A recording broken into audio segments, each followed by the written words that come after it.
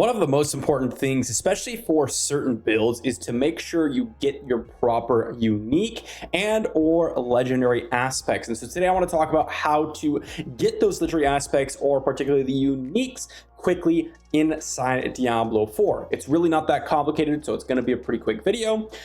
But the first thing that we need to know is, in order for you to get access to every single item in the game, we know that World Tier 4 locks certain items behind it. So if you're looking for a specific unique and you haven't dropped it, there is a chance that that unique is locked behind World Tier 4. So your ultimate goal, first and foremost, before you even dive into farming for a specific build, would be go to World Tier 4.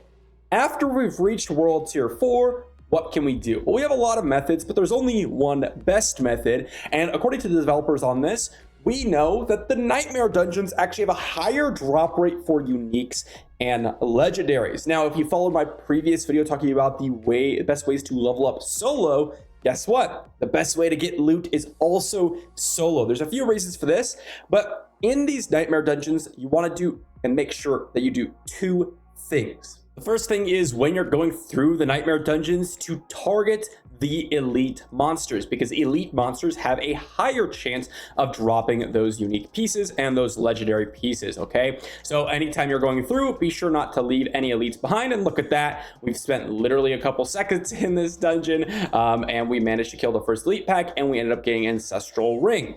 Keep in mind that those can also drop uniques, although it is not every single time by any means. Okay, also, when you're farming these elites, you're going to want to look out for the chests. If you find a chest, just walk over and open it. It's usually not that big of a deal because oftentimes those chests, particularly resplendent chests, will have some sort of legendary or unique inside them. The second thing you have to remember is that you actually get a guaranteed legendary or unique at the end of your Nightmare Dungeons, and you saw there I actually completed the Whispers tree. So if you can triple up and get your legendaries from the elites, legendary from the end of the dungeon, and potentially a legendary from the Tree of Whispers, even better.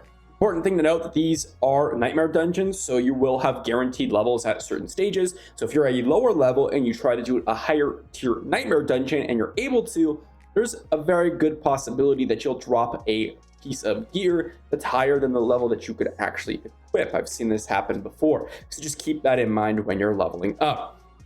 Nightmare Dungeons are just going to be the best way to do everything, and who knows, they may be buffing them in the future, but I wanted to give you all kind of my opinion on where to farm the best items in the game in terms of most frequently, and of course, just getting the highest quality ones as well. Thanks for watching, everyone. Let me know if you enjoyed, and I'll see you all for a video soon.